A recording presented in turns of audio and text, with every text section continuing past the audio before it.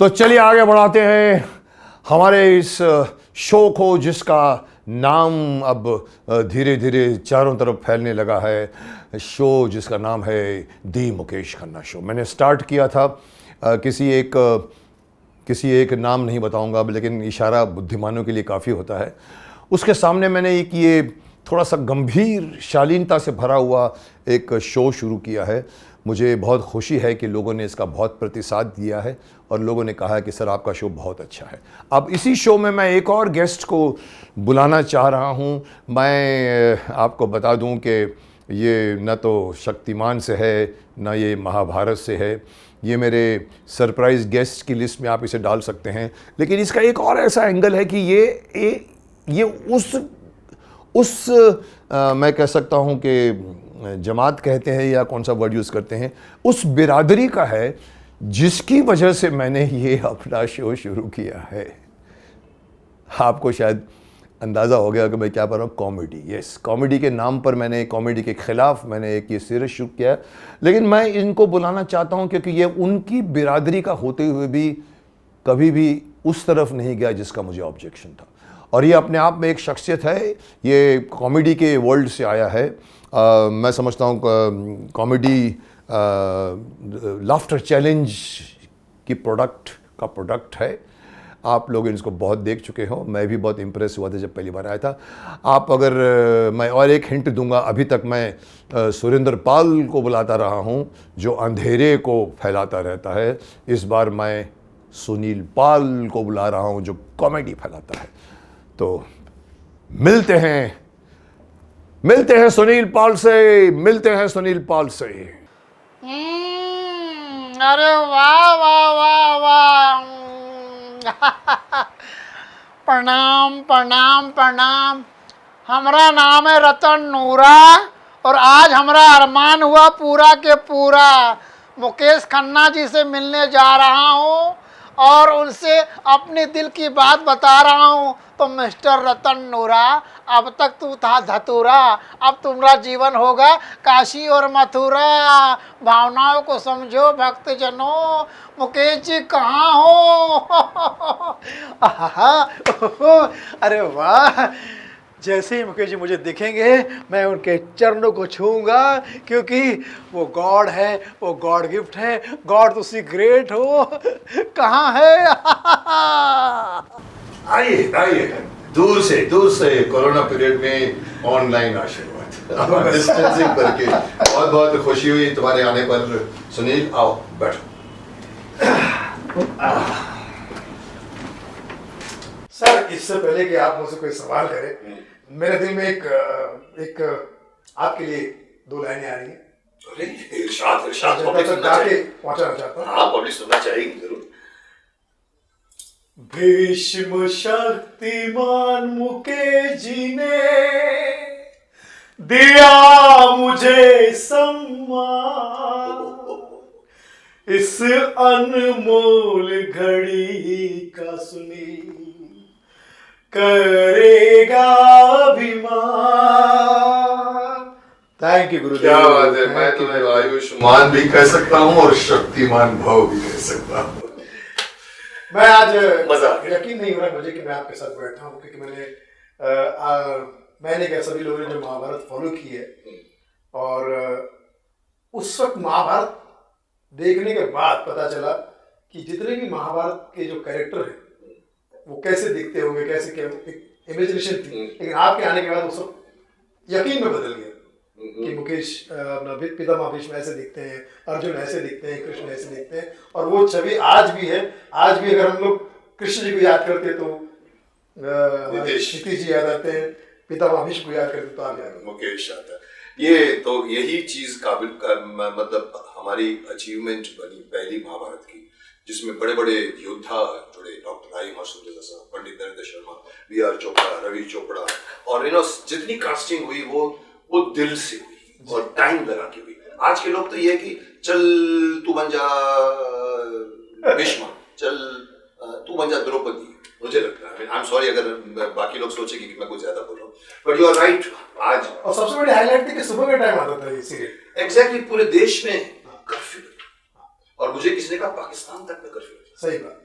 कि सुबह के टाइम में आज के टाइम में अगर कोई भी आए सुबह के टाइम में मुझे नहीं लगता कि उसको टीआरपी मिलेगी। अरे मोबाइल नहीं छोड़ेगा, व्हाट्सएप में घुसा हुआ है उसमें से। पर तुम उस वक्त कितने छोटे थे उसमें? मैं समझे 87 की बात है ना, ये आया था 88 89 12-13 साल। 12-13 साल। मतलब तुमने भी प्रॉपरली महाभारत समझ के देखी।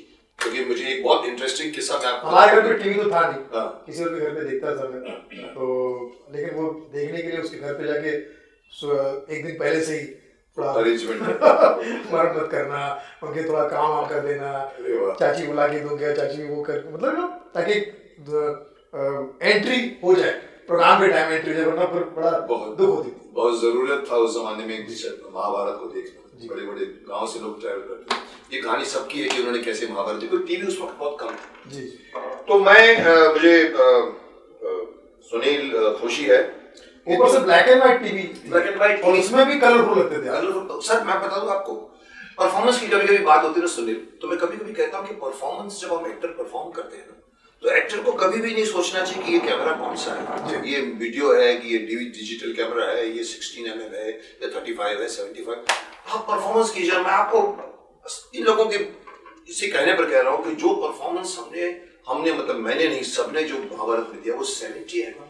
हाँ बिल्कुल सही। और आपको लगता है कि आप एक फिल्म देख रहे हैं। बिल्कुल। सो इट इज फिल्म से भी बड़ा, फिल्म से बड़ा। सो इसलिए कोई फर्क नहीं पड़ता कि आप कौन सा, मैं तो हर एक्टर को कहता हूँ एक्ट कीजिए, भूल जाइए कैमरे को। सो सुनील कैमरे को तो भूल जाएंगे पर तुम्हें नहीं। देखो सुनील, एक तुम हो सुनील के पाल, और एक और पाल है जिसका नाम है सुरेंद्र पाल। वो तो गुरु द्रोण भाई साहब आजकल वो अंधेरा फैला रहा है, अंधेरा कायम रहे, शक्तिमान पकड़ पकड़ के उसके आदमी को मारता है। तो वो सुरेंद्र पाल थे और आप हैं सुनील के पाल। जब भी हम दोनों मिलते हैं हाँ। तो एक दूसरे को देख के गाना गाते हैं, पाल से पाल मिला। पाल से पाल, दिल नहीं, पाल से पाल मिला। मैं ये कहना चाहता हूँ कि वो आजकल धुआं से ज्यादा पॉपुलर हो गया है विषय, वो अंधेरा फैला रहा है, और एक तुम पाल हो जो कॉमेडी। मुझे बताओ तुम्हारी मैं कुछ सी, देखो जैसे तुम कहते हो कि तुमने मुझे महाभारत से देखा, मैंने तुम्हें शायद अगर शुरुआत में देखा था तो मुझे याद है कि एक कुछ कंपटीशन हुआ करता था जिसका नाम था कुछ challenge, laughter challenge, great Indian laughter challenge. हम उस वक्त इंटरेस्टेड थे इस तरह के प्रोग्राम, बिकॉज नए प्रोग्राम। आज तो खैर हम उसके बारे में बाद में बात करेंगे आजकल किस तरह के प्रोग्राम है, लेकिन उसमें सबकी एंट्रियां देखी थी हमने एक के बाद एक। वो I think it was supposed to be a competition, मतलब एक तरह का टैलेंट कॉन्टेस्ट था जी। उसमें सब, तुम कहां से, कौन से स्टेट को रिप्रेजेंट कर रहे थे? मैं महाराष्ट्र विदर्भ से। मुझे याद है, तुमको मैं क्यों याद रख गया कि मैं जो चीज नहीं करता, जिसको हम कहते हैं शराब नहीं पीता, मुझे याद है कि तुम्हारे शराबी का एक जो कैरेक्टर था वो सबको छू गया था और तुम उसके लिए जाने लगे थे। एक बार पब्लिक को करके भक्तजनों, आज मैं खुद भक्त बन गया हूँ क्योंकि हमारे सामने गुरुदेव है। मन नहीं कर रहा है कि इनके सामने कुछ बोले, दिल करता है इन्हीं को सुनते रहे। बहुत ही प्यारे, और इनका नाम मुझे बहुत प्यारा लगता है, मुकेश। इस नाम के लोग नंबर 1 ही होते हैं। Mukesh singer number 1, Mukesh Ambani number 1, अरे बाप रे, कहां से कहां, मुकेश खन्ना जी नंबर 1। और एक कॉमन बात इनमें ये है कि ये एमके हैं और मनोज कुमार भी एमके हैं, और दोनों के उनकी आवाज मुकेश की थी, इनका अंदाज मुकेश का है। और एक और एमके इन दोनों के साथ जुड़े हुए हैं, वह महेंद्र कपूर। भाई उनकी पहचान भारत और इनकी महाभारत, और दोनों का टाइटल सॉन्ग वही गाते थे। तो भैया हमारी बहुत खुशकिस्मती की पहला विदेश का टूर भी हमने पापा जी के साथ किया, हॉलैंड और वेस्ट इंडीज। हॉलैंड में तो वो छाए रहे, वेस्ट इंडीज में लोगों ने मुझे रख लिया, और ये हमारा आदमी है, कलर से ये हमारा ही लगता है, इसे हम जाने नहीं देंगे। पापा जी मतलब महेंद्र कपूर साहब, मैं वही कंफ्यूज हो गया। बड़ा मजा आया। मुझे लगता है कि मुकेश जी, अभी भी मुझे विश्वास नहीं हो रहा है, तो नशा हो गया आपकी बातों का। दिल कर रहा है कि आप बस बोलते जाए और हम आपकी बातों के नशे में खोते जाए। भक्तजनों, भावनाओं को समझो। Love you all. क्या बात। और देखो, कोरोना से खुद को बचा के रखना बहुत जरूरी है आजकल, बहुत जरूरी है। हाँ, अभी सुनील पाल को हमने बोला कि भैया कोरोना टेस्ट कर ले, अगर कोरोना नेगेटिव रहा तो तुम दुनिया में सेंसिटिव रहोगे। नेगेटिव रहा पॉजिटिव, नेगेटिव रहा तो सेंसिटिव रहोगे, और पॉजिटिव हुआ तो तुम दुनिया में टेंटेटिव रहोगे। टेंटेटिव रहोगे, कब जाओगे मालूम नहीं। आजकल सुनील, एक बड़ी कहावत है कि एक जमाना था जब गब्बर सिंह का डायलॉग फेमस था, जो डर गया सो मर गया। आज के कोरोना में कहा जाता है, जो डर गया सो बच गया। आज दूर रहने की जरूरत है। मैंने एक बार मजाक में कहा था अपने एक वीडियो में, मैंने कहा देखिए एक हमारी इंडस्ट्री में एक कहावत है या एक बहुत प्रचलन है कि जब भी कोई एक्टर बहुत दिनों के बाद मिलता है, एक सिस्टम हमारे यहाँ पे हम मान के चलते, मैं भी सालों से करते आ रहा हूँ, कोई भी मिलता है, अरे किधर है तू, झपटे मारते हैं यार, तू किधर था यार, वो आज गले पड़ते हैं। आज नहीं, आज कोई झप्पी नहीं मारेगा इस टाइम पे। कोरोना ने उसको भी छोड़ा दिया है। कोरोना ने जैसे कहा कि हाथ जोड़ना भी जरूरी है, जिसने मुझे कभी कभी मैं सोचता हूँ कि मुझे नहीं लगता कि आप कोई एक्टर सामने से आएगा तो आके झप्पी मारेगा। कि कोरोना ने बहुत कुछ सिखाया, कोरोना बिल्कुल।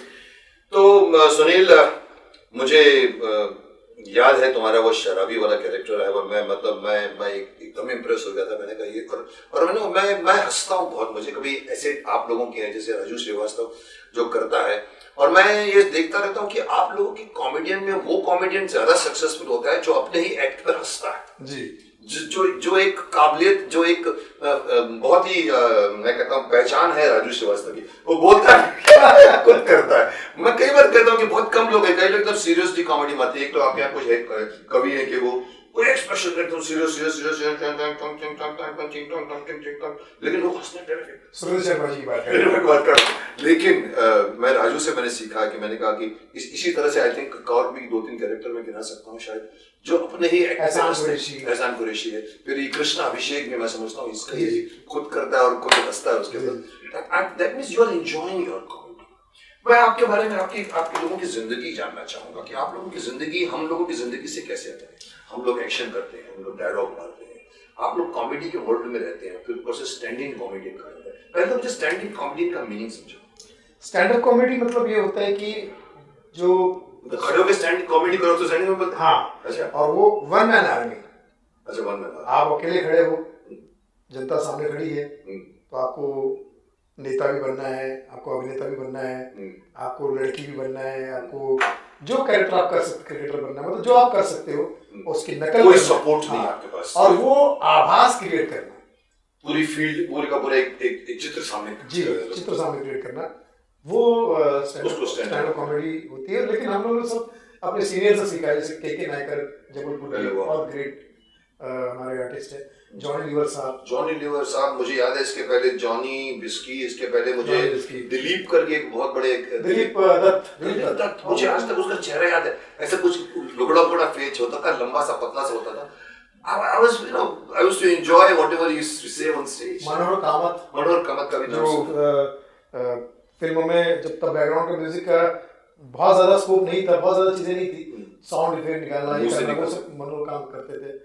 एंड तो जॉनी जी के छोटे भाई जेमी मोसेस, वो मेरे गुरु हैं। उन्होंने मुझे हर जगह शो में लेके जाते थे। जब 1995 में बॉम्बे आया था मैं, तो कुछ तो था नहीं यहाँ पर, मिठुन दा का एड्रेस लेकर आया था। तो जैसे ही मिठुन दा के घर पे बंगले में पहुंचा, तो वॉचमैन से कहा कि मैं मिठुन दा का बहुत बड़ा फ़ैन हूँ, उनसे मुझे मिला दीजिए, मैं उनका स्पॉट बॉय बन जाऊँगा, मुझे और मैं एक्टिंग करना चाहता हूँ, कुछ सीखना चाहता हूँ, तो मैं उनकी सेवा करूँगा, बॉय बना दीजिए मुझे। कुछ भी बोले, वो साहब नहीं हैं, कहीं बाहर गए हैं, और आप ऐसा बार बार यहाँ पर मत आइए, हमारा नौकरी का सवाल है। वो भी बेचारा जो भी बोलते, स्टैंडर्ड आंसर है। तो मैं फिर मेरे पास एक एड्रेस था, ऑर्केस्ट्रा में एक कलाकार अजहर लश्करी जो नागपुर में आए थे, एक शो करते थे, तो उनका नंबर मैंने ले लिया था, एड्रेस ले लिया था। तो मैं उनके एड्रेस पे पहुंचा तो इतना बड़ा ताला वो भी ताला मिल गया। पहली बार आए थे मुंबई? हाँ जी। तो अब क्या करें, तो थोड़ा सा थका हारा मैं। ये कौन से सन की बात? 95 बिफोर शक्तिमान। ओके। फिर वहाँ चाय की दुकान पर चाय पी रहा था, तो उसने मुझे पहचान लिया एक बंदे ने कि भाई मुझसे बाहर से आ रहे हो क्या, कुछ तकलीफ में लग रहे। बोले हाँ, मैं ऐसा सब हो गया, मुझे कुछ करना है। तो बोले ठीक है, चाय की दुकान में नौकरी करोगे क्या? तो उस फुटपाथ पर चाय की दुकान पर मैंने 3 साल तक वहीं रहना, वहीं काम करना, क्या बात, और वहीं सब स्ट्रगल करना, वही सब। महेंद्र कपूर साहब भी मुझे वहीं मिले, और इतना प्यार से मिले, जिसकी मतलब मैं पैर छुए, मैंने कहा महेंद्र कपूर साहब मैं आपका फैन हूँ। अच्छा बेटा जी, मेरी बहुत बेटा मीठे जी, आदमी, बहुत मीठे। क्या करते हो बेटा जी? अच्छा बेटा जी, राम, उनका ड्राइवर का नाम था राम, और मतलब इनका कुछ नंबर कुछ है बेटा जी आपके पास? सर केयर ऑफ नंबर है। ठीक है बेटा जी, वो नंबर मुझे दे दीजिए। उन्होंने घर पे बुलाया मुझे, अच्छा। और बेटा जी आपके पास पासपोर्ट है? तो मैंने पासपोर्ट बना लिया था वो टाइम में। मैं कहा जी पासपोर्ट है, तो ठीक है बेटा जी, मैं आपको लेके चलता हूँ। तो तुमने कुछ उसको उनको अपना हाँ, कला का प्रदर्शन किया वहाँ होगा, भी तब तो किया, कहा होगा ना वहाँ कि भी किया। पहले जब ये बात करने के पहले कुछ तो उन्होंने देखा होगा। हाँ, बोले कि मतलब मैं क्या करते हो, तो मैंने दो चार चीजें सुनाई उनको, आवाजें वगैरह सुनाई सुनाई। उसको। ठीक है बेटा जी, घर पे आइए। फिर उनको मैंने बताया कि मैं ऑर्केस्ट्रा में भी करता हूँ, यहाँ भी करता हूँ। तो हर चीज उनकी शुरुआत हो चुकी थी। कुछ फोटोज दिखाए, कुछ ऐसा दिखाया, कुछ कैसेट वगैरह सुनाई। तो घर पे बुलाया और उन्होंने मुझे पहली बार फ्लाइट में बिठाने वाला काम अरे वाह, क्या पापा जी ने किया। और वो इंटरनेशनल फ्लाइट, मतलब पहली बार सीधा तुम फ्लाइट में बैठा हूँ मैं, तो इंटरनेशनल फ्लाइट में। मतलब इंडिया में नहीं घूमे, सीधा बाहर चले गए। और वो बहुत काम भी देते थे और बहुत सिखाते भी थे। लेजेंड, मतलब मैं समझता हूँ कि मेरी खुशकिस्मती। Very nice human being, very nice. हम उसको परिवार, हमारे परिवार उनको शुरू से जानते थे। तो फिर जॉनी जी के भाई, छोटे भाई जिमी मोसेस का मुझे फ़ोन आया, वो भी मुझे मेरे टच में थे, मुझे हमेशा सिखाते थे, बताते थे।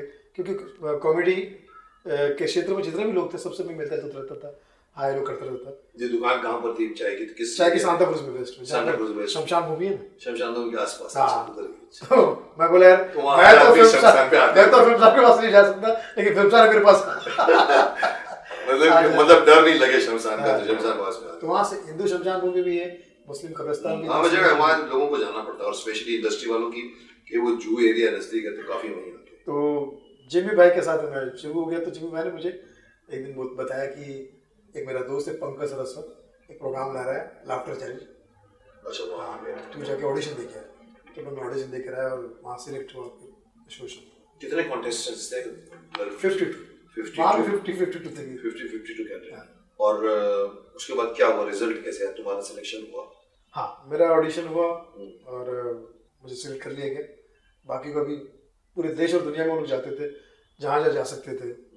हैदराबाद चले गए, दिल्ली चले गए, थोड़ा जगह चले गए, उनकी टीम जाती थी। वहाँ से 2-4 लोगों को सिलेक्ट कर लिया, यहाँ से 2-4 लोगों को सिलेक्ट कर लिया। ऐसा उन्होंने 52 या 53 लोगों का एक मंच बनाया था, और 5-5 लोगों का पर एपिसोड एक कंटेस्टेंट होते थे, जो क्वार्टर फाइनल जैसे कह सकते हैं। तो इसमें से एक जीतेगा तो सेमीफाइनल में जाएगा, फिर सेमीफाइनल में सब लोग आएंगे, फिर उनमें से 6 लोग छाटा जाएगा, फिर फाइनल में 6 लोग होंगे, और उसमें से जो अच्छा काम करेगा, जो भी जिसका भी सुर लग जाएगा। आई थिंक ये one of the very very beginning क्या बोलते हैं हम लोग, लाइव शो बोलते हैं क्या, हम लोग क्या बोलते हैं इसको, रियलिटी शो, कॉमेडी का पहला शो, कॉमेडी का सबसे बड़ा रियलिटी शो ये पहला कॉन्टेस्ट रियलिटी। मैं इस बात के ऊपर थोड़ी सी एक गंभीर बात करूंगा सुनील। हमने कहा था हम कॉमेडी की बात करेंगे, क्योंकि मैं शक्तिमान में इस सीजन बात काफी कर चुका हूँ, लेकिन इसके अंदर आने के बाद एक और कॉमेडी को लेकर एक सीरियस बात करूंगा। आपको एतराज तो नहीं है? क्योंकि मेरे हिसाब से ये भी जानते हैं, मैं भी जानता हूँ, comedy is a serious business.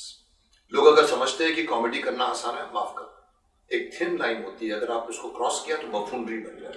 आप कैसे उस लाइन के इस तरफ रहकर परफॉर्म करते हो, और जो सीरियसली लेता है, राजेंद्र नाथ जी को ले लो, चेहरे पर इतनी चेहरे पर कर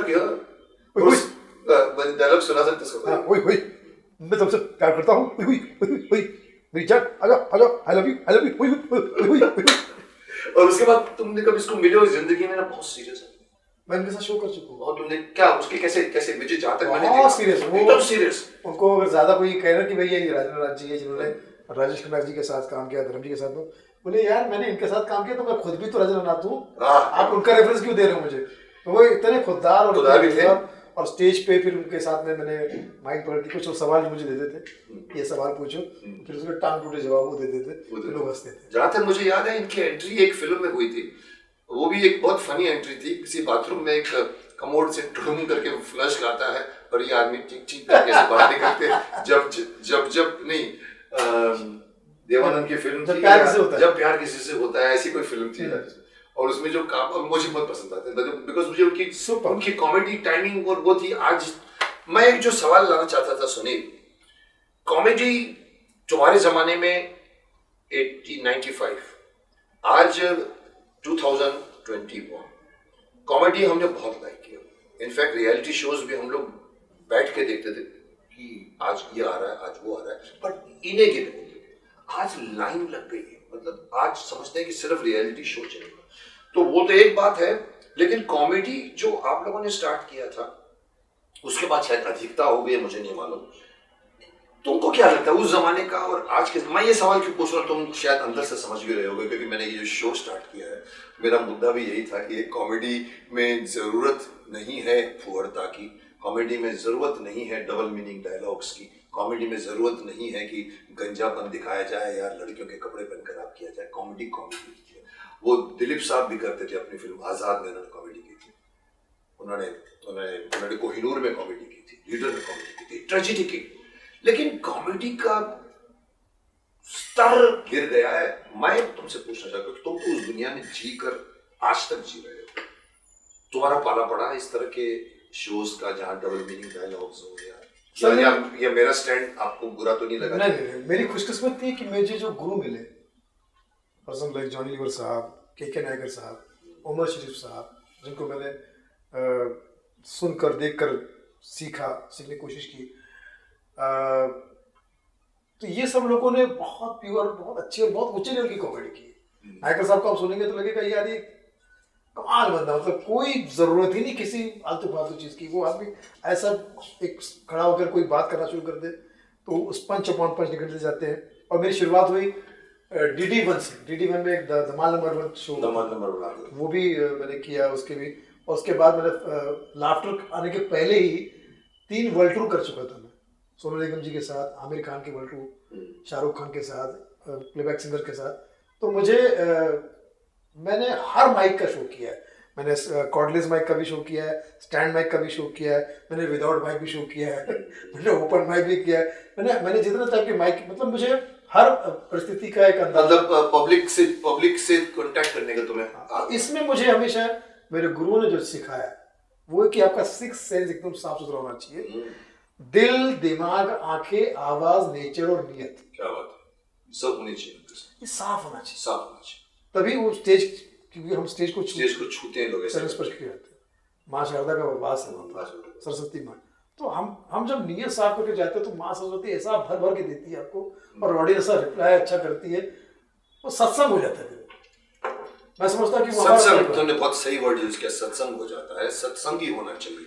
क्यों हम लोगों में कभी कभी इस एक ऐसे डायरेक्शन में लेकर गया है आजकल के रियलिटी शोज कहो या जो कुछ भी कहो, कहीं ना कहीं माँ सरस्वती भी शायद लाइक नहीं करती होगी जिस तरह के फुहड़ता से भरे हुए शो। मतलब मैंने एक दिन सडनली बोल गया, लोगों ने मुझे कहा सर आप क्यों ऐसा करते हैं कि इतना TRP से भरा हुआ शो है, जिसको मेरे महाभारत के आर्टिस्ट भी एक बेवकूफाना बात कर गए मुकेश को। तो यानी छोड़िए, वो कहानी ऐसी लंबी है कि जब मुझे यहाँ टच करती मैं बोल जाता हूँ।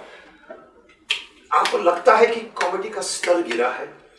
देखिए, जिन शोज की आप बात कर रहे हैं, जिन कलाकारों की बात कर रहे हैं, वो पर्सनली बहुत अच्छे कलाकार हैं, लेकिन उनको जो डायरेक्शन, पहले वो अच्छे थे, टीम जो मिली, आपको बताइए। देखिए यही जो जिसके बारे में मैं बोल गया हूँ बुरा, और जिनको और जिन्होंने अभी तक मुझे जवाब नहीं दिया, उनके बिहाफ में महाभारत का योद्धा मेरे सामने खड़ा होगा कि मुकेश खन्ना को इतने बड़े प्रोग्राम को बोलता है। तो तेरा प्रोग्राम नहीं, प्रोग्राम उनका, उनको बोलने दो ना। उन्होंने चुपचाप बैठे। तो क्या होता है, उनकी शुरुआत की याद है तुम्हारे कॉमेडी के बाद? और कितने प्रोग्राम है? जैसे कपिल शर्मा जो है, कपिल शर्मा मैं समझता हूँ कि बहुत टैलेंटेड है, बहुत ही टैलेंटेड लगा।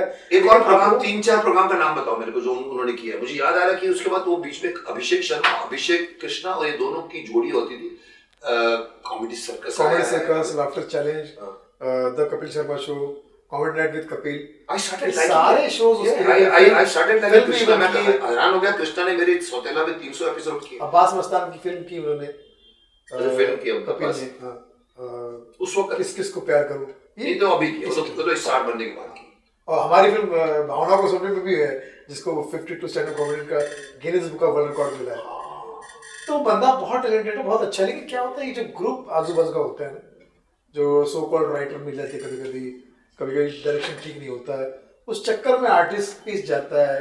बैंक बनाना होता है, कुछ करना होता है, यार कुछ करो, कुछ भी लाओ, उसमें मुझे लगता है शायद कुछ गड़बड़ था। अदरवाइज कपिल को बिल्कुल जरूरत नहीं, बहुत टैलेंटेड है। ये ऐसा तो नहीं है कि ये जो एक बहुत फेमस डायलॉग है, सर पब्लिक यही चाहती है, ये एक बच्चे निकलने की, वो उनको कन्विंस किया जाता है। कपिल को अगर कोई राइटर बोलेगा सर की पब्लिक की डिमांड है सर कीजिए ना, ठीक है, तो वैसा कुछ मन मार के कर देने वाली है। मेरा ये मानना है कि पब्लिक जो चाहती है वो जरूरी है मत दो, आप जो चाहते हैं पब्लिक को दिखाओ, इतनी हिम्मत होनी चाहिए आपकी। कभी लोग कभी लोग लोग क्योंकि पसंद नहीं करते। अगर उसका रेशियो निकाला जाए कपिल का, तो सारे ही शोज में उसने बहुत हेल्दी कॉमेडी की और बहुत अच्छी कॉमेडी की। मतलब मैं सोचता हूँ कि आज के ज़माने में कोई छू नहीं सकता उस बंदे को, इतना टैलेंटेड है बंदा, खुद अपने आप में राइटर है, डायरेक्टर है, एक्टर है, बहुत कुछ है वो। लेकिन जो सो कॉल्ड टीम मिल जाती है वो कभी कभी बरगला देती है, चैनल वाले भी आ जाते हैं, कभी कभी आदमी फंस जाता है। मतलब वो अदरवाइज उस आदमी को सचमुच जरूर उसको फॉलो करके और भी करने लगे लोग। बिल्कुल बिल्कुल ये हो जाता है, तो उसकी वजह से मुझे शायद कि ऐसा नहीं था। Otherwise I remember him sitting next to me in an award function. I think gold award function था, जिसमें मुझे भी प्यार का दर्द मीठा मीठा के लिए मुझे भी एक सपोर्टिंग एक्टर का अवार्ड था। उसको उस वक्त अपनी साम्राज्य बना रहा था। वो इतना जल्दी में था कि उसने मेरे को हेलो भी किया, लेकिन ज्यादा नहीं है, उसको वेट था कि मेरे को जल्दी बुलाओ, अवार्ड दो, क्योंकि फिल्म सिटी में अवार्ड उसका सेट। तो मैं उसको देख रहा था, मैंने बात नहीं की उससे, तो मुझे लगा कि इसके अंदर दम है बहुत। लेकिन जब धीरे धीरे मैं ये शो देखता रहा तो मुझे कभी कभी गुस्सा आता है, क्योंकि आप आज की जनरेशन को आप बिगाड़ रहे हैं। खैर ये तो ये सब पवित्र बातें आप इसलिए करते हैं क्योंकि आपका गंगा से बहुत मेल है। गंगा से आप गंगा पुत्र बने। मैं गंगा पुत्र भीष्म आज ये प्रतिज्ञा लेता हूँ, आजीवन अविवाहित रहूंगा माते। उसके बाद फिर आपने सौगंध पिक्चर की, पहले कसम खाई, फिर वहां गंगा से दुश्मन ले लिया, फिर गंगाधर बना शक्तिमान। गंगा अपने बेटे को किसी मशीन में डाल दे गंगा, ताकि जल्द से जल्द तेरा बेटा बड़ा हो जाए, मैं नहीं झुक सकता। उसके बाद फिर गंगाधर बने। ये सारी बातें जो आपके अंदर गंगा का जो है स्वरूप कहीं ना कहीं है, तो आप मुझे लगता है इसलिए आप अपने शो के माध्यम से, प्रोग्राम से माध्यम से हमेशा पवित्र सोच, पवित्र बातें रखते हैं, और जो आज की जरूरत भी है, लोगों को चाहिए। सही वर्ड यूज किया कि मैं चाहता हूँ मेरी तरह और लोग भी आए। ये गंगा की जो बात कर रहे हैं, एक छोटी सी मुझे एक मजेदार हंसीदार बात की, मैं तो उसको हंसी मोड़ आ गया। बोला आपका कोई ना कोई कनेक्शन है गंगा के साथ। जी जी। मैंने किसी को कहता हूँ मैं जब भी नहा के बाहर निकलता हूँ ना, तो मेरे क्रिएटिव आइडिया ज्यादा बोलते हैं। सही बात। हमेशा जब बाथरूम जाके नहा के बाहर निकलता हूँ तो किसी को आइडिया होता है ये कर सकते हैं, तो मैं कहीं बोलता, मैंने कहा जब भी मैं नहा के निकला बाहर मेरे दिमाग में क्रिएटिविटी आती है। किसी ने उसका आंसर दिया, बोला सर, मैंने कहा क्या? बोला तुम्हारा जो आपका रिश्ता जो है ना गंगा नदी से, गंगा माता के साथ है, पानी जब आपको टच करता। आपको पता है जब महाभारत चल रहा था, शक्तिमान चल रहा था, तब एक बच्चा आया था आपके पैर छूने के लिए, आपने उसको आशीर्वाद दिया था, आयुष्मान भव। आज वो बच्चा आयुष्मान खुराना है। आयुष्मान खुराना? अच्छा, क्या बात कर, उसको आपने आयुष्मान भव। ये तेरा आइटम बुला रहा है कि रियली बोला तू? नहीं, मुझे लगता है वही होगा।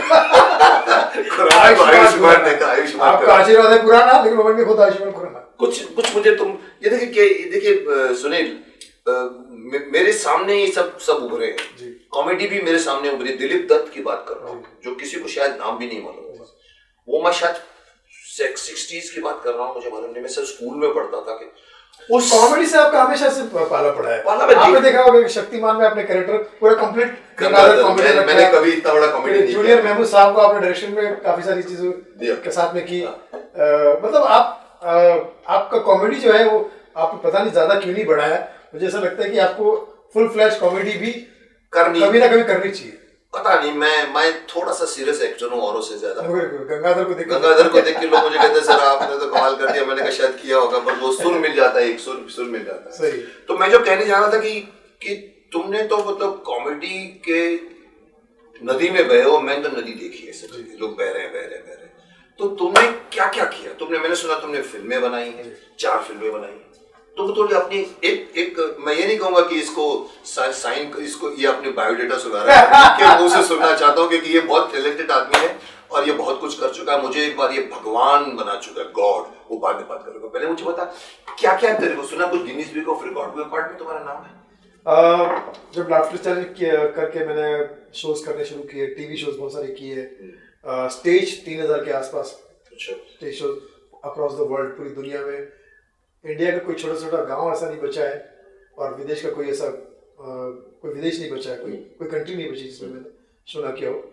फिर मुझे ऐसा लगा कि स्टैंड अप कॉमेडी में ही कुछ और क्या किया जा सकता है, तो उसमें घुस गए तुरंत। तो मुझे लगा कि यार एक फिल्म बनाता हूँ मैं, मतलब ऊपर वाले की ऐसी क्रिएटिविटी आपके दिमाग में आती है कि ऐसे फिल्म बनाते हैं जिसमें सारे के सारे स्टैंड अप कॉमेडी भी होंगे, ओ एक भी बंदा एक्टर बाहर का नहीं होगा, बाहर का नहीं होगा। ओके, सब अपने स्टैंड अप कॉमेडी के होंगे। तो 52 stand up comedy, right from Johnny भाई, राजू श्रीवास्तव, ऐसा कुछ पाकिस्तान के कलाकार, शकील सिद्दीकी, रौफ लाला, मतलब कपिल शर्मा, ये सब वो भी थे। सारे लोग। कृष्णा भी। कृष्णा नहीं था, क्योंकि कृष्णा तब शायद स्टैंड अप कॉमेडी में इतना आया भी नहीं था, और कृष्णा खुद भी इस बात को मानता है कि भैया मैं यहाँ कर लेता हूँ, लेकिन मैं एज एन एक्टर ठीक हूँ, मैं स्टैंड अप कॉमेडी माइक पकड़ के अकेले नहीं कर सकता। ओके, वो स्किट करता है। स्किट, दो लोगों को मिलकर या स्किट करता है। तो 52 स्टैंड अप कॉमेडी थे, तो जिसमें स्किट करना और स्टैंड अप कॉमेडी में फर्क है, थोड़ा सा फर्क है, क्योंकि क्योंकि स्किट में शायद सपोर्ट मिलता है आर्टिस्ट को। जैसे उमर शरीफ है, उसका भी। अब उमर शरीफ साहब जो है वो अकेले खड़े होकर स्टैंड अप भी कर लेते पूरी हैं कहानी बढ़ा देते और वो प्ले भी कर लेते हैं, और कोई कैरेक्टर साथ में उसके नहीं, कोई सपोर्टिंग नहीं, और चाहे तो वो प्ले भी कर लेते हैं। प्ले भी कर, हाँ वो भी बकरा कर, किसके प्ले भी पे देखा और मैंने सब- उसको, बकरा कुछ था। हाँ, बकरा किसके पे।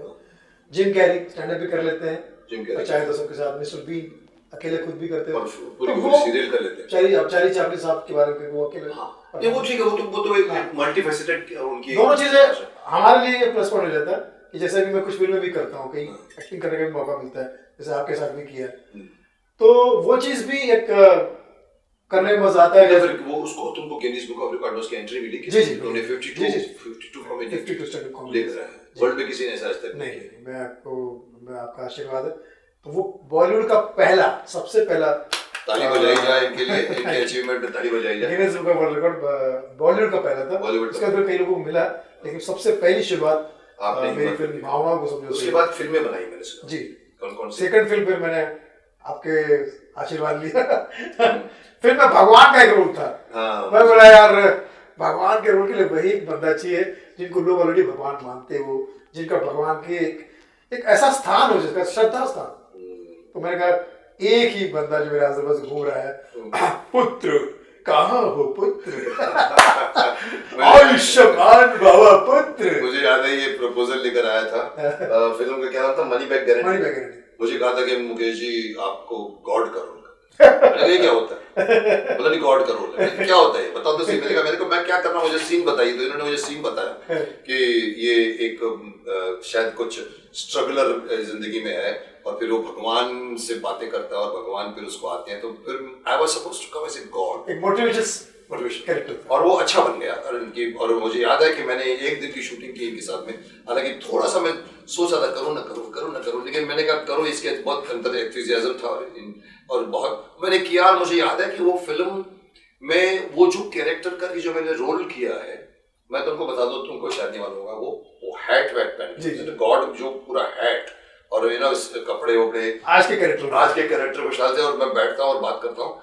वो एक फोटो तुम्हारी इतनी अच्छी लगी ग्रीन फोटो पे, मैंने अपनी कंपनी का जो वो रहता है परफॉर्मेंस की जो एक सुविनर रहती है, उसके अंदर मेरी वो फोटो लगी हुई है। मुझे इतना अच्छा लगा और वो डायलॉग बोलता है। सो वो एक फिल्म तुमने की, इसके बाद तुमने यही कहना चाहिए गॉड टू सी ग्रेट हो। गॉड टू सी ग्रेट हो, वो मैंने सुना बाद में अमित जी ने भी एक किसी फिल्म में रोल किया था। एक्चुअली ये बहुत ही कॉमन। इनफैक्ट मैं आपको बता दूं कि मेरे आज से 25 साल पहले जब मैं सौगंध कर रहा था, डड्डू सिप्पी जी को भी मैंने कहा था, बाबू इशाराजीत, बाबूराम इशाराजीत, उनको भी मैंने कहा था, एक फिल्म आई थी ओ गॉड, बहुत पुराने जमाने की फिल्म, इतनी अच्छी लगी थी कि गॉड नीचे आता और एक आदमी को पकड़ता है इसकी तरफ, एक सिंपल आदमी, और वो बोलता है तुमने मेरे को क्यों पकड़ा, तुम अगर गॉड हो तो मुझे एक चमत्कार करके बताओ। तो बोलता चमत्कार, तुम लोगों को चमत्कार देखने की आदत है। वहां पर मैंने एक बार किया था वो जो समुद्र को मैंने फाड़ा था, उसको जो उस फिल्म में भी दिखाया था। तुमको चमत्कार क्या चाहिए, गाड़ी में चला रहा है और ये बैठा हुआ गॉड यहाँ पर, बोला तुम गॉड हो, मैं कैसे मानूं, बोला क्यों नहीं मानते, तो वो भी पूरे 9 नंबर का चश्मा लगा के गॉड बनकर आया था। और फिर वो बोलता है क्या चाहिए तेरे, बोलता है कुछ प्रूव करो, तुम लोगों को सबको सबूत ही चाहिए होता है। तो बोलता है तुमको क्या चाहिए, बोलता है वो बरसात कराओ, बरसात। तो एक बोलते हैं उसकी गाड़ी में पानी आना शुरू हो जाता है, तो देखता है, बोलता अरे अरे अरे अरे यू आर रियली गॉड। फिर बोलता है लेकिन बाहर तो पानी नहीं बरस। फिर वो बोलता है कि तुमने मांगा है बरसात में, दूसरे के दिन को खराब करो। So that kind of film I wanted to make. और प्ले गॉड, लेकिन वो नहीं लिख पाए।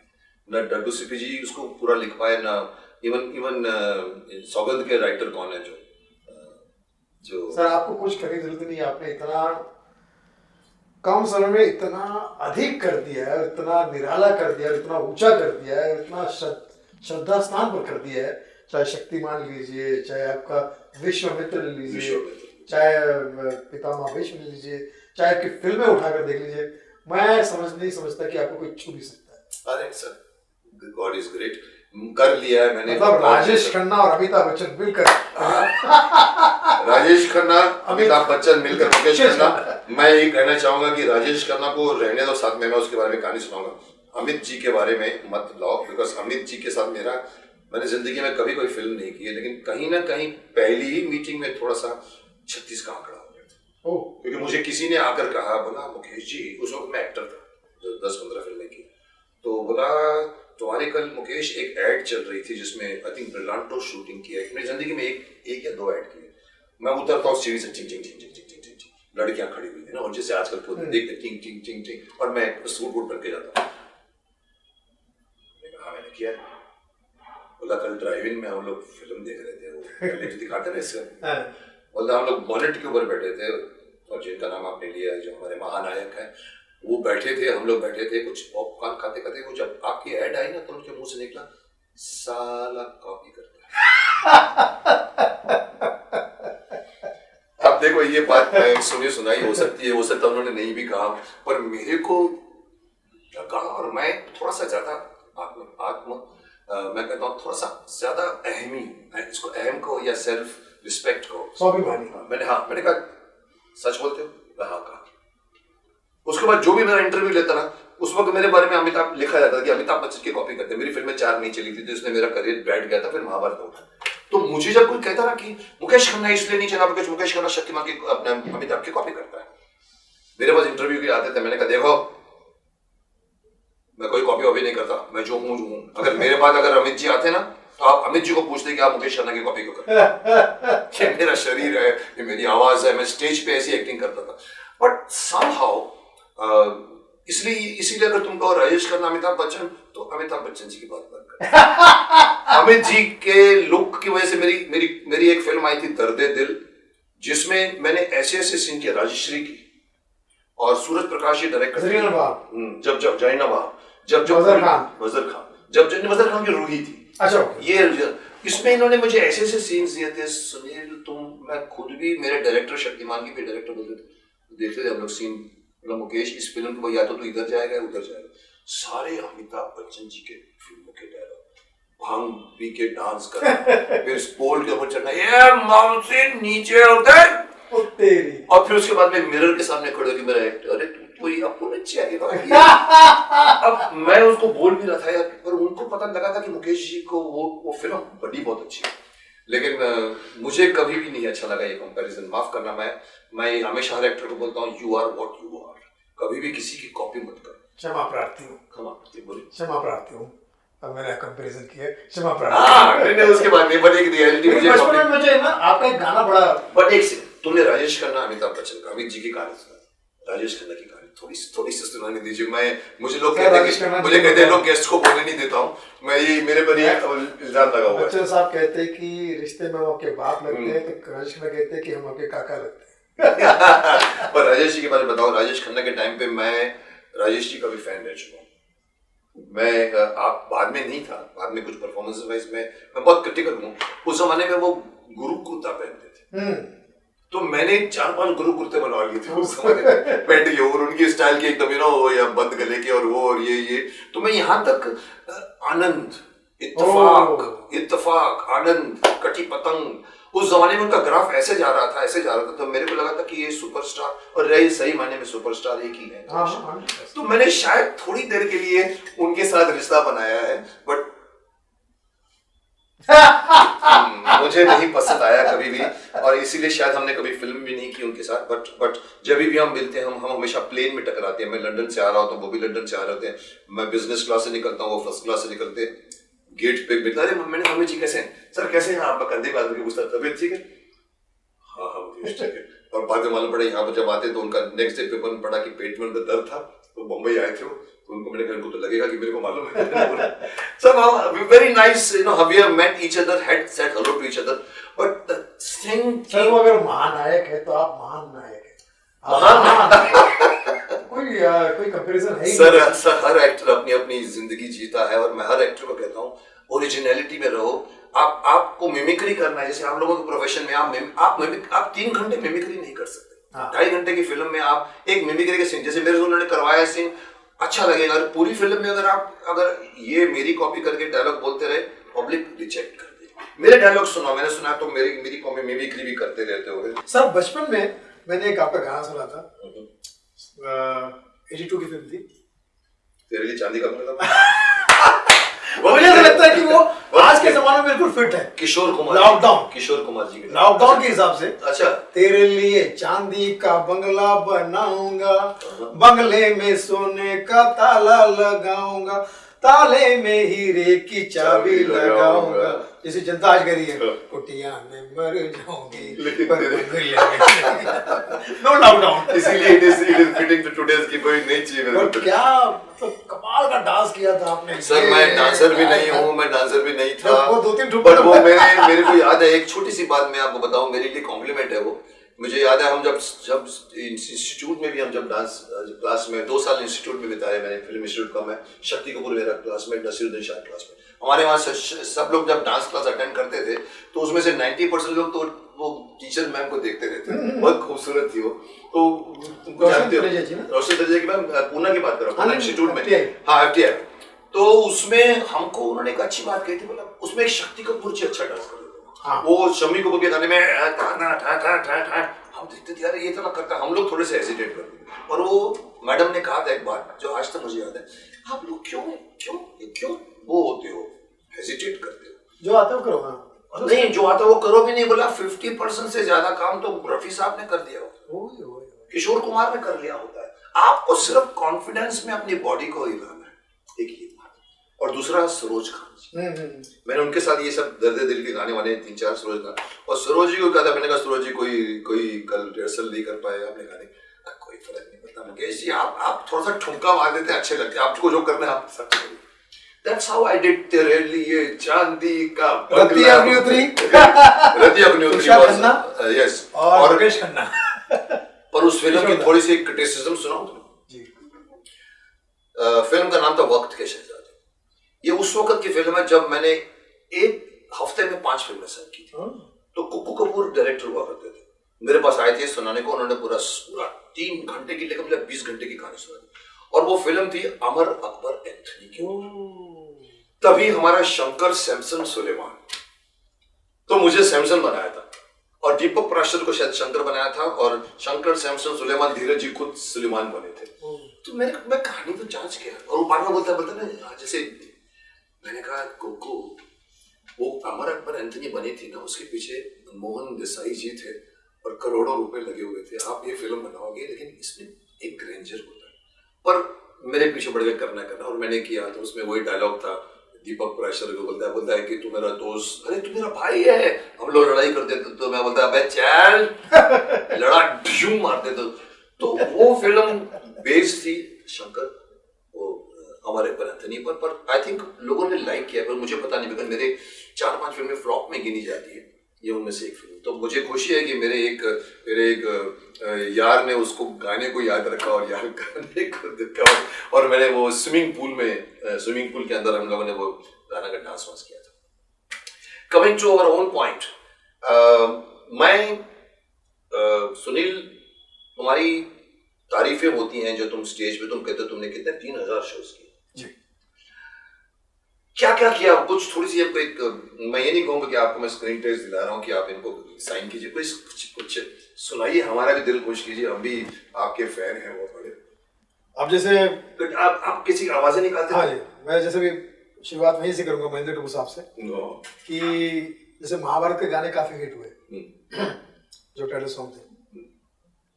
अब आजकल के जो यूथ है वो अपनी गर्लफ्रेंड से एकदम नेताओं की तरह वादे कर देते हैं, ये कर दूंगा, वो कर दूंगा, वैसे कर दूंगा, चांद तारे तोड़ के, और उसके बाद फिर कोने में बैठ के जब वादे पूरे नहीं कर सकते तो पीते हुए देवदास बन जाते। तो उसमें मैं समझाता हूँ उनको पापा जी के अंदाज में, वचन दिया सोचा नहीं, होगा क्या परिणाम, सोच समझ कर कीजिए जीवन में हर काम। तो उसने बोला वरना क्या होगा सर? महाभारत महाभारत हो महाभारत। क्योंकि हर आदमी इस दौर से गुजर चुका है। यस, बड़े बड़े वादे जो है वो काम नहीं आते। शादी के पहले जो होते हैं ना गर्लफ्रेंड और लिपस्टिक लगा के आती है, शादी हो जाती है तो फिर असलियत मालूम पड़ती है, तो खराटे मारता है। क्या होता है शादी में, क्या होता है ना, शादी के नए नए जब शादी होती है, प्यार होता है, तो लड़की जो है सामने वाले को दिल देती है और शादी के बाद उसका दिमाग ले लेती है। भेजा नहीं, दिमाग नहीं, उसको भेजा बना उसको जिंदगी को देती। तुम्हें तो कुछ समझ में नहीं आता, तुम सोचता ही नहीं, तुम्हारे पास अकल ही नहीं है। अरे तुमने ले लिया, कहाँ से मेरे पास दिमाग ले। ये होता है। और सुनो। हाँ, मैं तो यही कहूँगा कि आज मैं ऑन द स्पॉट कुछ ना कुछ बोलने वाला हूँ, क्योंकि मैं आपका इतना बड़ा भक्त हूँ, फैन हूँ। मैं समझता हूँ कि तमाम बॉलीवुड की जो आज बात कर रहे थे, वो कहीं ना कहीं उनका बचपन में, कहीं ना कहीं उनकी जवानी में, कहीं ना कहीं उनकी जिंदगी में आप शामिल हैं। अरे तो इस तरह से मेरी जिंदगी में शामिल। तो मैं समझता हूँ कि तमाम अभिनेता अगर आज आपका थैंक्स करते हैं, आपको आपके लिए अपने जज्बात बयां करते हैं, तो कैसे करते हैं? जैसे नवाजुद्दीन सिद्दीकी कहते हैं, माँ का बाप का भाई का सबका फेवरेट है रे, तो आपका सब मैं 15 दिन तक आपका सीरियल देखता था, 15 दिन तक शानदार जबरदस्त जिंदाबाद, जब तक देखेंगे नहीं तब तक छोड़ेंगे नहीं। कभी कभी लगता है भगवान आप ही है। अरे वाह, क्या बात। ये कौन हुए? ये तो नवाजुद्दीन सिद्दीकी। नवाजुद्दीन सिद्दीकी, ओके। जिनने अभी कमेंट किया था ना कि बोले जो बड़े बड़े अभिनेता है, हाँ। ये मालदीव में जाकर जो पैसे उड़ा रहे हैं, इसमें गरीबों का मजाक उड़ रहा है। इसने बोला मतलब वो पहला गरीब आप ही है। तो दूसरे अगर मैं देखा जाए आज के जमाने में, शाहरुख खान, अरे हे मुकेश जी, अरे आप तो एक्टिंग के बाप है। अरे मैं तो आपके सामने गुड्डू गुड्डू गुड्डू जैसे तैसे गुड्डू कर लेता हूँ, लेकिन आप तो बाप है। शक्तिमान शक्तिमान।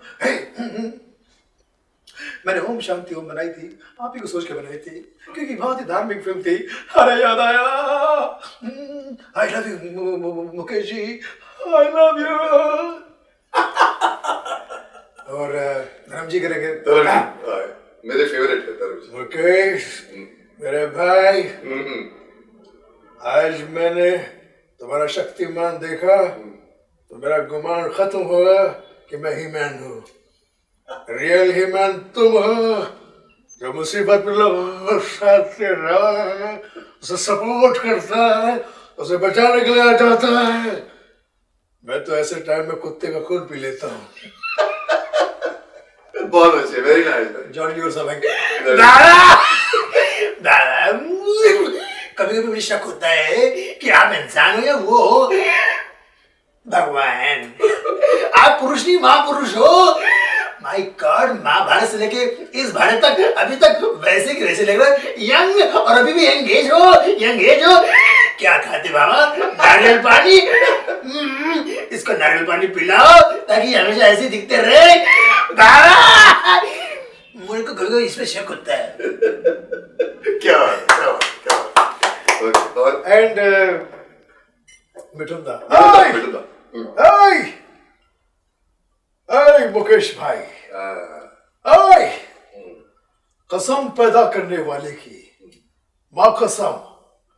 अरे मैं सुबह शाम 2 टाइम 2 काम करता हूँ।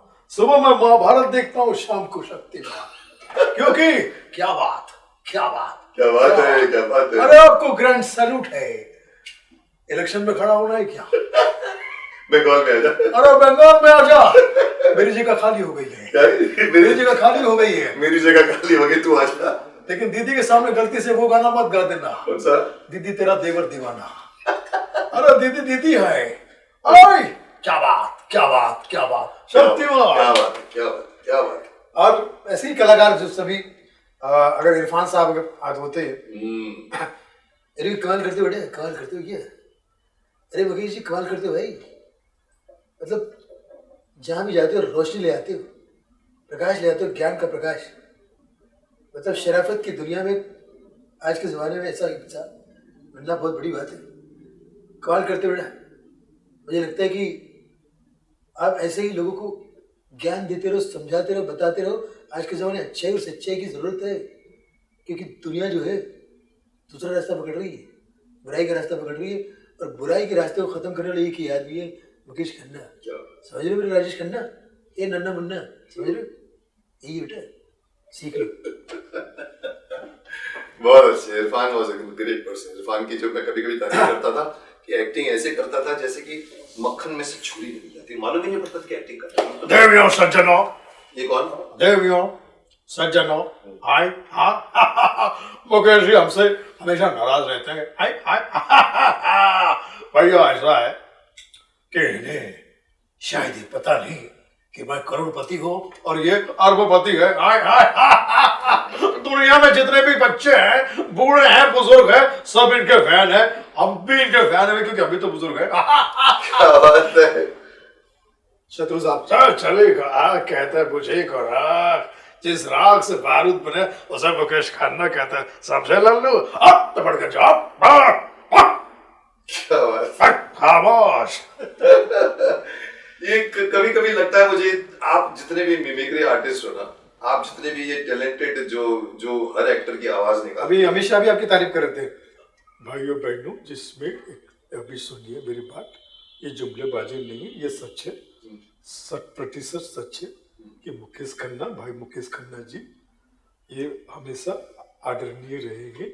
इनके कार्यक्रम घर घर में चले हैं, घर घर में मैंने बहुत देखा क्योंकि मैं गृह मंत्री हूँ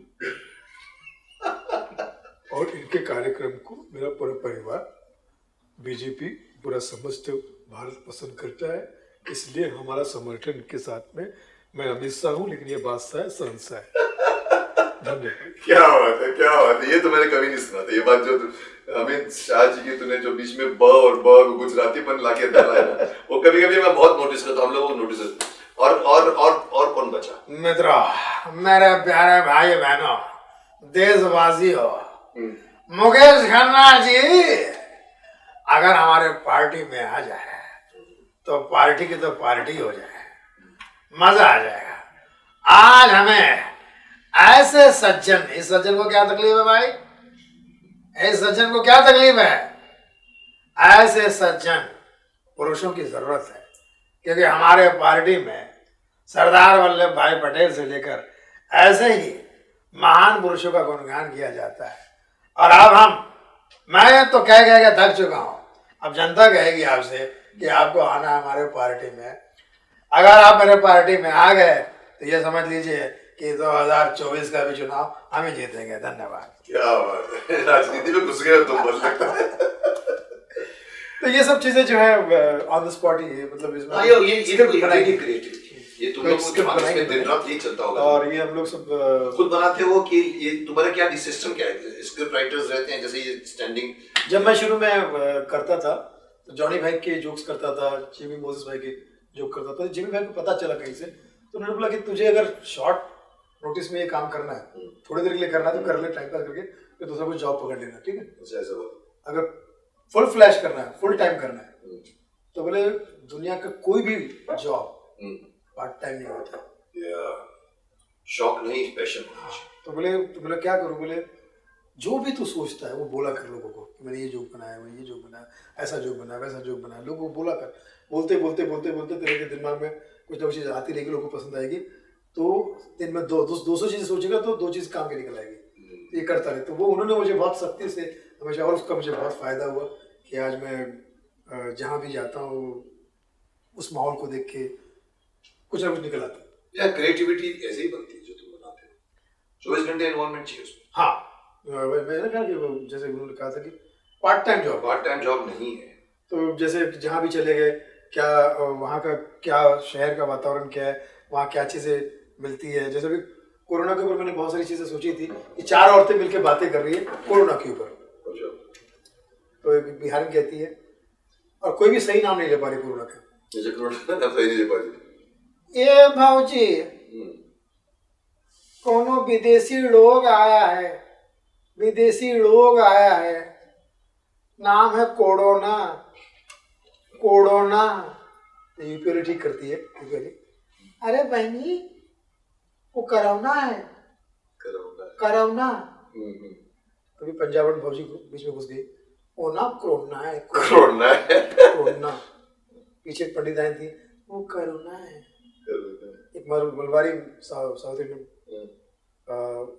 केरला की, वो कोरोना है, कोरोना है, कोरोना।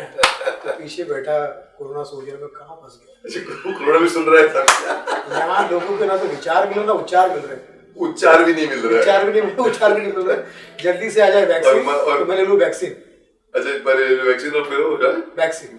अच्छा, पिछले जब ये नई बातें आई थी वैक्सीन की, तो सुना था कि फ्री में मिलने वाली है। मैंने कहा था, हाँ, मोदी जी को कहा था, मैंने कहा वैक्सीन को फ्री कर दीजिए, अदरवाइज कालाबाजारी शुरू हो जाएगी। तो कहीं पे ये खबर आई तो मेरा पड़ोसी कहता है, सुना है कोरोना वैक्सीन फ्री में मिल रही है। मैं कहा मैं 5 लूंगा।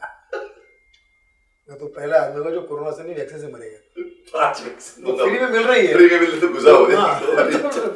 अच्छा, उसको अलग अलग तरीके से बोलते हैं भाई, जैसे टीका भी होते हैं। तो बोले यार, कोई कह रहा कि नहीं यार मैं नहीं लूंगा, सुना है इसमें सुअर का गोश्त सुना, मैंने ऐसा सुना। I am not sure, but इसमें सुअर का गोश्त मैं सुना है था। तो इसको क्या करूंगा, मैं मोदी जी से रिक्वेस्ट करूंगा, सुअर का गोश्त निकाल दो, इसमें मटन और चिकन डालो। तो क्या वो चिकन टिक्का समझ के खा जाओ। चिकन टिक्का मैं निकाल दो, ले लूंगा चिकन, सुअर टिक्का नहीं, चिकन टिक्का और अच्छा, डोस भी कहते हैं इसको, डोस भी कहते हैं। तो जैसे अभी हैदराबाद के लोग जो है, हैदराबाद के लोग क्या करते हैं ना, रोड को रोड़ा बोलते हैं, जगह को जगह बोलेंगे। तो अब एक हैदराबाद बोल रहा, हाँ वो मुकेश भाई, मैं सुना कहते गवर्नमेंट कोरोना के लिए डोसा ला रही है, डोसा दे रही सबको। तो मुकेश भाई मेरे को बोलो कौन सा डोसा देंगे, मसाला डोसा की सादा डोसा? अच्छा, कुछ लोग कह रहे हैं कि भाई वो कोरोना का पीक आने वाला है, तो उसमें लोग बोलते हैं कौन सा पिक, सेल्फी या नॉर्मल वाला पिक है? पिक को पिक समझते हैं। अच्छा, तो वो इसमें इतनी वेरिएशन लेकिन जो कोरोना भी पीछे पड़ गया हो, कोरोना वेरिएशन कर रहा है अपनी, और वो पीछे चला गया हो। मास्क लगाने के बहाने क्या क्या होते हैं, मास्क ना लगाने के बहाने क्या होते हैं? क्योंकि मास्क तो दरअसल नाक के नीचे भी आ गया, तो आपके नाक के नीचे से वो फाइन मार देंगे आपको, नाक के नीचे से 2000 रुपये लेके जाएंगे आपके, 1000-2000। आदमी नींद में भी है तो भी उसको सपने वो फाइन मारने वाले के ही आ रहे हैं। गाना दिमाग में आ रहा है, निकलो ना बेनकाब कोरोना जनाब है, कहीं 200 कहीं 2000 जुर्माना जनाब है। अब बेचारा जैसे घर से बाहर निकला कोरोना के चक्कर में, उसने मास्क नहीं पहना, मास्क नहीं पहना, तो उसको पकड़ने आ जाते वो लोग। वो बहाना करता, अरे यार भूल गया गलती से, यार इतना कोई प्रॉब्लम है, ये मास्क जो है ना, इसकी वजह से इंसानियत खत्म हो रही है। इंसान को पहचान नहीं पा रहा है। हम लोग को पता है मास्क लगा करके, पहले मास्क कोरोना 1 था तो 1 मास्क, अभी कोरोना 2 2 मास्क, अभी कोरोना 3 करके मास्क बढ़ते रहेंगे। मतलब ये ऐसा सा फेज आएगा कि आपको फेस दिखाना मुश्किल हो जाएगा। ये क्या प्रॉब्लम है यार? देखिए भाई, ऐसा है कि इसकी वजह से बहुत नुकसान हो रहा है, तुम समझा करो बात को। जिस लड़की को 3 महीने से मैं ताड़ रहा था, कल जब उसने मास्क निकाला तो लड़का निकला। मतलब ये समझ लो, तो उसके लाइन मारा था 3 महीने से। जिसको मैं बबीता समझ रहा था वो बपीता निकला, जिसको मैं किरण खेर समझ रहा था किरण कुमार निकला। बात है, किरण खेर का किरण कुमार निकला है। और जिसको मैं सरोज खान समझता था फिरोज खान निकला। मैं समझ नहीं पा रहा, ये सब इसकी वजह खत्म हो रहे रिश्ते, सब रिश्ते खत्म हो रहे। अच्छा, वो फाइन मारने वाले भी इतने शार्प होते हैं, बराबर ढूंढ लेंगे जिसने हल्का सा।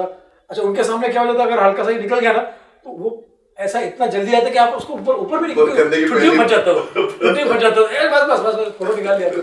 तो कभी कभी उनको ना एक टारगेट दिया जाता है कि भाई इतने लोगों को पकड़ना है। हाँ, उनको टारगेट दिया। जब नहीं मिलता है तो वो लोग फिर वो भी गाना गाते हैं, जो लोग हाँ, जो सब मास्क वास्क लगे के जा रहे हैं, कोई मिल नहीं रहा उनको ना, तो मास्क देखकर सामने को कोसते गाते, ये जो चिलमन है दुश्मन है हमारी, क्योंकि उनकी तो दुश्मन है, उनको उतारो तो हाँ, तो फिर जब फाइनली कोई नहीं मिलता तो थोड़ा सा टारगेट को रखने शाम को किसी का पैर ही पकड़ लेते, रुक से जरा नकाब उठा दो मेरे हुजूर। तो मास्क का जो फुल फॉर्म है वो मैंने पता करने की कोशिश की और वो आपके आशीर्वाद से पता चल गया है, MASK, मेरा आपका सुरक्षा कवच।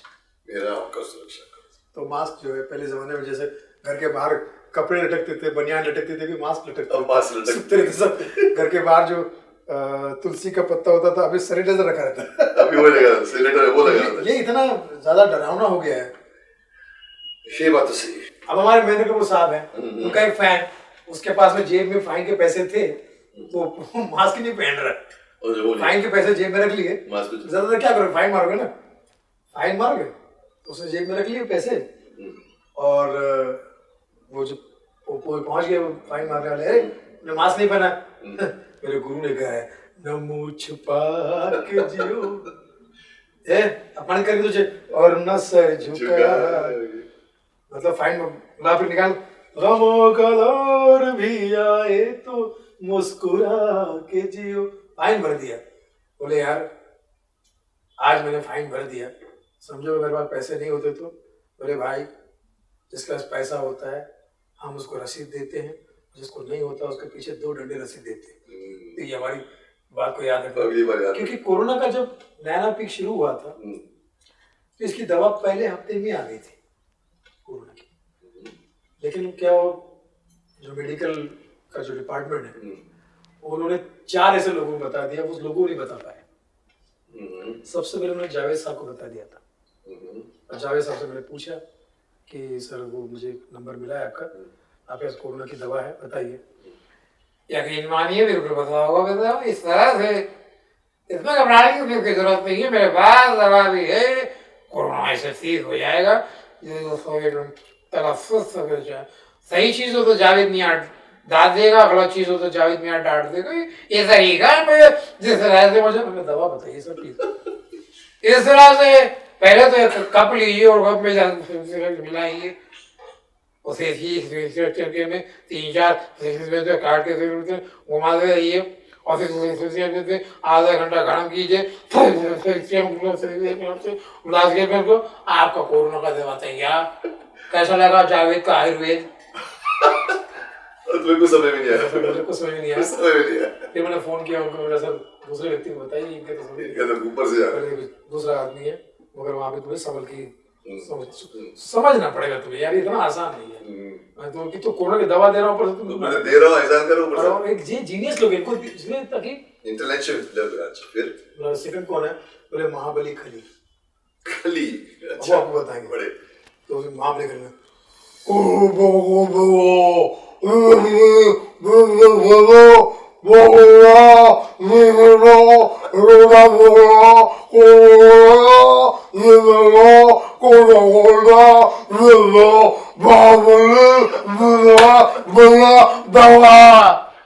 उसे सही का समझना पड़ेगा। दवा दे रहे बदुआ दे रहे, पर समझ में तुमको पढ़ना मुश्किल नहीं है। किसको दुआ दे रहे कि दवा दे रहे क्या?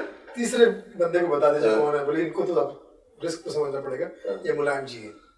यादव हाँ तो में हवा सफा दवा के रोग सफा हवा लल्ला एकदम अखलेस कलेस दवा सफा साइकिल शिशुपाल समझा, सुनील पाल नहीं समझा भी। फिर फोन की चौथा आदमी कौन है? बोले शरद जी है। अब उनका सरनेम मत लीजिएगा। अच्छा, मैंने तुम्हारी पोल खोल दी, मैं थोड़ी सी कोई बात नहीं, आगे बढ़ते तो फर्क नहीं पड़ता। आगे my arrested दरबार से रिश्ता से गया है दूसरे से तो बहुत शादी होती है लेकिन दरबार से बेदिक्र तीसरे लड़के के एक लिस्ट हो गए दूसरे हो गए ये चार से लगा करके तब तक राष्ट्र से मुख्यमंत्री से सफाई करके इतना आसान है आसान है।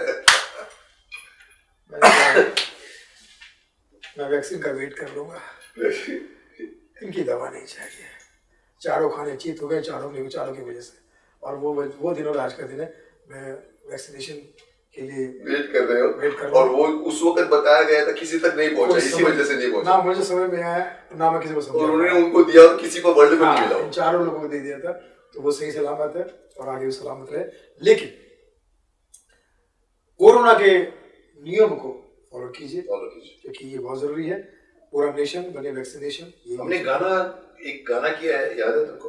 हाँ, कोरोना को रोना, कुछ एक हम लोगों ने किया, इसमें तुमने भी किया, मैंने भी किया। वो एक है, मैं निकालूंगा। बहुत हो चुका दुनिया में तेरा रोना धोना, चाइनीज वायरस ने एम्प्टी कर दिया कोना कोना। गो कोरोना गो बैक कोरोना। मैंने भी एक लाइन बंद बोली थी, हो गया शॉपिंग मॉल, लॉक हो गया सिनेमा हॉल, मास्क बिक रहा मार्केट में विद सैनिटाइजर डेटॉल। ऊंचे शेयर मार्केट को, अरे ऊंचे सेंसेक्स मार्केट को तूने कर दिया है बोना। गो कोरोना। क्या बात है। सुनील पाल जितना तुमको मैं जानता था, आज मैंने उसी कॉलेज में PhD ली। मैं सिर्फ तुमको दूर से देखता था। और मैं बता दूं आपको एक अंदर का राज, इनके साथ इनको बुलाना आज की बात नहीं, आज तो एक इत्तेफाक से आज मैंने इनको सुबह फोन किया। मैंने कहा आज शाम को आ सकते हो? आज रियल में मेरी गुड मॉर्निंग हुई। Very good morning. लेकिन क्यों कह रहा हूँ ये बात को, क्योंकि पिछले 3 बार हम लोगों ने ये शूटिंग, 3 जो शब्द है ना, ये आपके साथ में बहुत लकी है। क्यों? शक्तिमान शक्तिमान शक्तिमान महाभारत महाभारत ओ महाभारत, ये 3 जो चीज है ना आपके साथ में, क्योंकि आप हर चीज में 3 गुना ज्यादा है। लेकिन असलियत बताना मैं चाहूंगा इनके बारे में कि हमने 3 बार या 4 बार, 3 बार हमने शायद अरेंज की शूटिंग, रखी थी नेक्स्ट डे की, कुछ ना कुछ बीच में आ गया। कभी कोरोना बीच में आ गया, कभी मेरे डायरेक्टर को प्रॉब्लम आ गई, तबीयत खराब हो गई उनकी, कभी ऐसे इत्तेफाक हुए। मुझे फोन करके बोला, मैंने कहा थोड़ा सा पोस्टपोन, मैंने कहा हाँ कर लेते। मैंने कहा ग्रह नहीं मिल रहे, एक बार मैसेज भी कहा था मैंने कि तुम्हारे साथ ग्रह नहीं मिल रहे, बट मिलेंगे। और आज हमारे ग्रह मिले। आज मेरे भी आंखों के सामने पर्दा तो नहीं था, लेकिन मैं इनको ऐसे चिलमन से देखता था। ये सुनील पाल है, आज पर्दा हट गया और मुझे मालूम पड़ा। मास्क मैं वैसे भी बहुत कम मास्क, मतलब मैं तो शक्तिमान को मास्क डाल के मैंने मैसेज दिया। अगर शक्तिमान मास्क पहनता है तो आप किस खेत की बोली मैसेज। तो एक बात और पूछना चाहूंगा मैं आपसे कि आप कोई फिल्म बना रहे जी, चौथी फिल्म आ रही है। पहली तो गॉड वाली आ गई और वो आ गई money back guarantee, Bigg Boss, और अभी चौथी आ रही है lockdown to unlock. Lockdown to unlock एक फिल्म है जो कोरोना काल पर ही मैंने बनाई है, जिसमें मास्टर गणेश आचार्य जी हैं, मैं हूँ, हमारे विजय पाटकर जी हैं कॉमेडियन, एंड आशुतोष कौशिक जो बिग बॉस के विनर हैं सेकंड के, और भी कॉमेडी कलाकार अपने टीवी के कलाकार बहुत सारे हैं। और 4 गाने हैं, सोनू निगम साहब, शाहिद मालिया जी, सुभाष सागरी और मोहम्मद अजीज साहब की बेटी सना अजीज इसमें गाना गा रही है। बहुत प्यारा गाना बना है। रिलीज पे तैयार है या? जी बिल्कुल तैयार हो गया, मतलब यूएस सर्टिफिकेट मिला है। यूएस सर्टिफिकेट मिला है, प्रोमो है तो मैं दिखाऊं तुम्हारा प्रोमो, मुझे प्रोमो देना। दिखाइए प्लीज। क्या नाम है? Corona lockdown to unlock. एक और बात करूंगा, तुमने कहा लॉकडाउन टू अनलॉक, मैंने एक जो पॉइंट नोट करके रखी थी और मैं वेट कर रहा था कि कब खत्म हो एंड पकड़ूं, कि तुम चाय की दुकान से तुम पहुंच गए एक जू के बिल्डिंग में जो 20 माले की बिल्डिंग है। हमारे प्रधानमंत्री जी तो चाय की दुकान, चाय बेच के प्रधानमंत्री बन गए। तुमने भी चाय की दुकान में काम करके तुम जू के एक बिल्डिंग में पहुंच गए। कौन से माले पे? मेरा फर्स्ट फ्लोर पे है। ओ, अभी तुम धीरे धीरे 20वें माले तक पहुंच जाओगे। मेहनत करते रहो पुत्र, मेहनत करते रहो पुत्र। कोई हमारे इस लाइन में और कुछ नहीं है, मेहनत है, मेहनत है, मेहनत और सिर्फ मेहनत है। हमारे यहाँ पर वर्ड्स नहीं बोलते। मैं कई बार श्रद्धालुओं को कहता हूँ, हमारे यहाँ पर डायलॉग्स नहीं बोलते, हमारे यहाँ पर एक्शन बोलता है। आप कुछ भी बोलते रहो, किसी को इम्प्रेस करते रहो, लेकिन आपने एक छोटा सा जेस्चर कर दिया ना, पकड़ लेता है आपको कि अरे इस एक्टर को लोग, तो एक्शन बोलता है। तो बहुत बहुत शुक्रिया आपका। जाने से पहले आपके खास दोस्त नसीरुद्दीन शाह के अंदाज में उनसे कहना अरे बोलो बोलो, नसीर जो मेरा क्लासमेट रह चुका है। वो क्या है कि मुकेश अपने आप एक शॉपिंग मॉल है। हर वैरायटी, हर एक्टिंग, हर डायरेक्शन, राइटिंग, जितने भी टिंग है सब इनके साथ जुड़ चुकी है। इसीलिए इनका कोई प्रोग्राम छोड़ना गुनाह है। 10 गुना है, 20 गुना है, 100 गुना है, 1000 गुना है। पाप है ये। मैं तो कहता हूँ पाप का पाप है ये। मैं इन्हीं के साथ रहकर बहुत सारी चीजें सीखता हूँ। आज यही वजह है कि मेरे घर के किचन में बर्तन कम और अवार्ड ज्यादा है। अवार्ड ज्यादा है, इतने सारे अवार्ड मिले। मेरे पास मुकेश भारत रत्न भी है, क्योंकि रत्ना मेरी बीवी है और वो भारत की है। जोक था भाई, जोक। क्या बात है, नसीर जैसे सीरियस एक्टर को भी तुमने मुझे एक बात बताओ, एंड में मैं पब्लिक ने भी और कुछ अंदर है जो बाहर निकलना चाहता है, क्योंकि मैंने ये खोल के रखा हुआ है कि आपको जो कुछ बोलना है बोल दीजिए। मैं तहे दिल से आपका धन्यवाद करता हूँ। मेरे लिए कितना प्राउड मोमेंट है, मैं बता नहीं सकता, शब्दों में नहीं बता सकता। इसलिए शायद मैं कई बार ऊंची शब्दों का इस्तेमाल नहीं कर पा रहा हूँ, लेकिन वैसा कहते हैं ना कि उम्मीद से 100 गुना जब आप किसी से भगवान से मांगते हो, तो भगवान कभी कभी किसी अच्छे मूड में होते हैं, बोलते कि जा आज तुझे दे दिया। आज मुझे वो मेरे बचपन के सुपरस्टार, पितामह भीष्म, शक्तिमान, जो जो हमने इनको देखा, विश्वामित्र, आज साक्षात, वैसे तो बहुत बहुत बार आमना सामना हुआ, लेकिन इतना इत्मीनान से बैठकर आपने, अच्छा मेरा इंटरव्यू आपने लिया, मतलब ये कितनी बड़ी बात है कि इनको मैं देखने के लिए, इनको मिलने के लिए तरसता था, और आज इन्होंने मिलकर मेरे जीवनी को समझा और आप तक पहुंचाया अपने चैनल के माध्यम से। सचमुच ये मेरे लिए बहुत बड़ा प्राउड मोमेंट है, बहुत यादगार मोमेंट है। मैं समझता हूँ कि कुछ एक छोटे छोटे जो अचीवमेंट है मेरी जिंदगी में, उसमें से एक ये भी एक अचीवमेंट रहेगा। जरा नवाजी आपकी, मैं आपको, आपने कहा कि ये बहुत बड़ी बात होगी, मेरे लिए ये एक फुलफिलमेंट की 3 बार तुमको बुलाकर मना कर चुका हूँ और 4थी बार मैंने किया। मुझे उसकी खुशी है कि क्योंकि मैं कभी कभी किसी को जब कोई वादा करता हूँ और नहीं करता हूँ तो मुझको कंधे पे बोझ लगता है। तो मेरे लिए ये आज बहुत खुशी की बात है कि अल्टीमेटली मैंने इसको पकड़ ही लिया।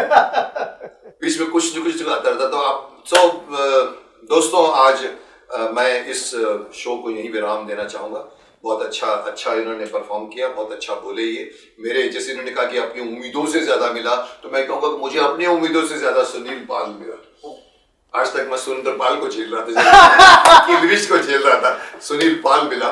और मैं बस यही कहना है कि आप सब जियो हजारों साल, रहो हमेशा खुशहाल। कोरोना 1 और कोरोना 2 से रखना खुद को संभाल, क्योंकि आप हो इस धरती के लाल। यही तहे से दुआ दे रहे मुकेश खन्ना और Sunil Pal. Love you all. Yes, so corona में अपने आप को संभाल के रखिए। This is the time where you have to just do one thing, distancing, mask पहनना, सैनिटाइज करना, जरूरत ना हो तो बाहर मत निकलना। ये आपके पास सिर्फ प्रिवेंशन है, क्योर पे मत जाइए। क्योंकि आज मैं आपको बता दूं, अंतिम में एक बात बता दूं, कोरोना बहुत कंटेम्पररी हो गया है। तो मैं आपको बता दूं, आज कोरोना से ज्यादा डर कोरोना के इलाज से हो गया। यस। आज कोरोना काटेगा, घुसेगा, उसकी पहले डर होती थी। लोग बोलते हैं दूर खड़ा रहे, लोग दूर से आशीर्वाद, जैसे मैं बोलता था कि ऑनलाइन। लेकिन आज लोगों को है कि कोरोना होने के बाद क्या, अस्पताल नहीं मिलते, अस्पताल के बेड नहीं मिलते, किसी को वैक्सीनेशन नहीं मिलता, किसी को दुनिया भर की दवाइयां, इंजेक्शन ढूंढ रहे हैं। ये सिचुएशन के ऊपर मैं प्रशासन से भी कहूंगा और मैं पब्लिक को भी कहूंगा, थोड़ा सा डिसिप्लिन। मैंने तो एक बात कह दी थी बहुत साल पहले, बहुत महीने पहले, मिलिट्री लाओ, मिलिट्री। मोदी जी, सेना बनाओ। अगर पब्लिक नहीं मानती तो बनाओ, क्योंकि वो उनकी जान की बात नहीं है, पूरे लोगों की जान की बात है। आप सब लोग खुश रहिए। अगली बार मैं किसी और शख्स को, किसी और शख्सियत को, किसी और कलाकार को लेकर आऊंगा। तब तक हम दोनों आपको नमस्कार करते हैं। इंतजार, हंसते रहिए, हंसाते रहिए, कामयाबी के हर मुकाम पे घर बसाते रहिए। सबसे बड़ा काम यही करते हैं, क्योंकि हंसना बहुत जरूरी है आपके लिए इस टाइम पर। So I hope you have enjoyed this programme. जाते जाते मैं एक एक नई परंपरा का एक शुरुआत आपसे करना चाहता हूँ। आपकी जो एंट्री हुई आज अचानक नहीं थी लिस्ट में, पर आप आए हैं, तो मैं अपने हर प्रोग्राम में आने वाले गेस्ट को जिसका मैं इंटरव्यू लेता हूँ, मैं एक गिफ्ट देता हूँ। तो आपको एक गिफ्ट दूँ? सर मेरे लिए तो ऑलरेडी आपसे मिलना तो गिफ्ट हो चुका है। ये मेरी तरफ से है, इसको आप मुकेश खन्ना जी भगवान है और ये मुझे गॉड गिफ्ट मिला है। अरे गॉड बना के मेरे को गॉड गिफ्ट दे रहे हैं इनको। तो ये मेरा, मैं हर दूंगा। और मैं बता दूं इसमें क्या है, इसमें शक्तिमान की वॉच है ओह, और एक मैसेज है, Shaktimaan wishes you corona free year. और एक डायरी है, एक जिसमें आप अपने नोट करते रहिए, बिकॉज मैं हमेशा कहता हूँ लिखा करो, लिखा करो। हर घड़ी को उस डायरी में लिखूंगा मैं। Good, all the best.